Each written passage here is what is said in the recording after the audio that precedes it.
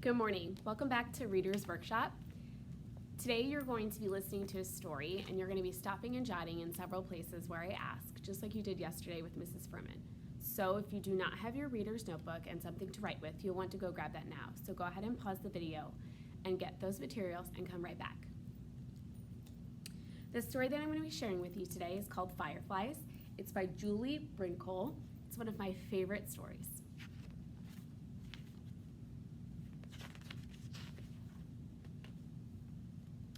On a summer evening, I looked up from dinner through the open window to the backyard. It was growing dark. My treehouse was a black shape in the tree, and I wouldn't go up there now. But something flickered there, a moment.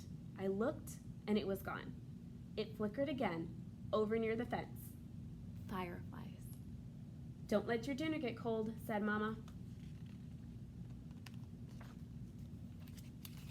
I forked the meat and corn and potatoes into my mouth.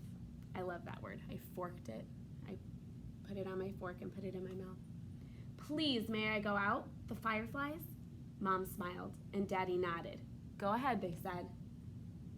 I ran from the table down to the cellar to find a jar. I knew where to look, behind the stairs. A couple things I want to point out. The word cellar is spelled C-E-L-L-A-R. If you don't know what that is, it's like an older basement. It's typically in older homes. It's very drafty down there. There aren't many things down there. Lots of times, grandma and grandpa's or great-grandma and grandpa's once canned different fruits and vegetables, and that's what these jars are likely from.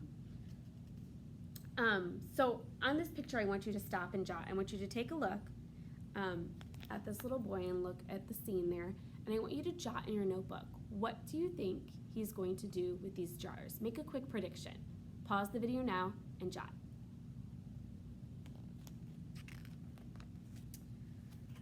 The jars were dusty and I polished one clean on my shirt. Then I ran back up 2 steps at a time.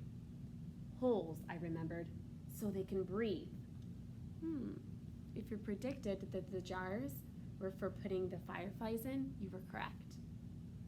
And as quietly as I could, so she wouldn't catch me dulling them, I poked holes in the top of the jar with Mama's scissors.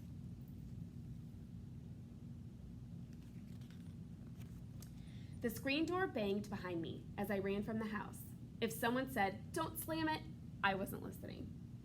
I called to my friends in the street, "Fireflies!" But they had come before me with polished jars, and others were coming behind.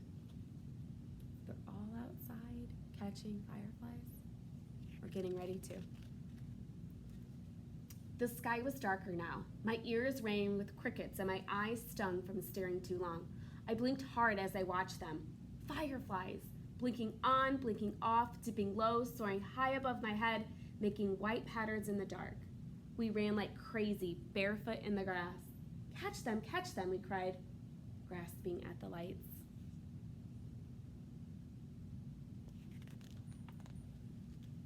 Suddenly, a voice called out above the others. I caught one, and it was my own. I thrust my hand into the jar. That means I took it with everything that I had, and I put it in there very quickly. And I spread it open, and the jar glowed like moonlight, and I held it in my hands. I felt a tremble of joy and shouted, I can catch hundreds.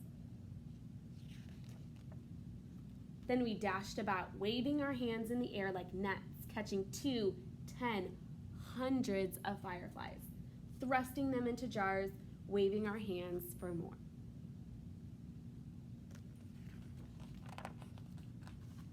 Then someone called from my house, "It's time to come in now," and others called from other houses, and it was over. My friends took jars of fireflies to different homes.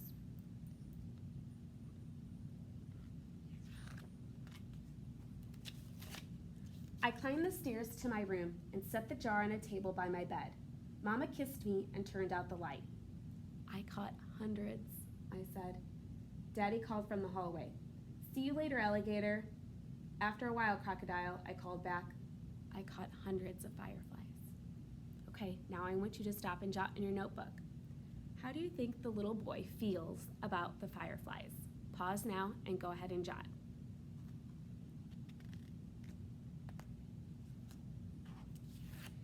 In the dark, I watched the fireflies from my bed. They blinked off and on, and the jar glowed like moonlight. But it was not the same. The fireflies beat their wings against the glass and fell to the bottom and lay there. I want you to think. You don't have to jot this one, but just think, what is happening right now? What is happening in this part of the story?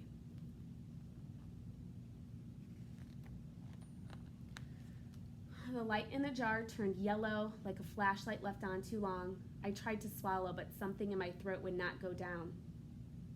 And the light grew dimmer, green, like moonlight underwater.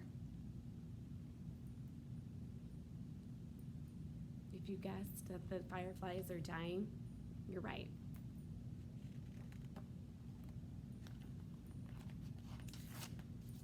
I shut my eyes tight and put the pillow over my head. They were my fireflies. I caught them. They made moonlight in my jar, but the jar was nearly dark now. I flung off the covers. I went to the window, opened the jar, and aimed it at the stars. Fly! What's happening now? You're right. He's letting those fireflies go. I want you to stop and jot now, and I want you to write, how was the little boy feeling about the fireflies now? And how did that change from the beginning of the story? Go ahead and do that now.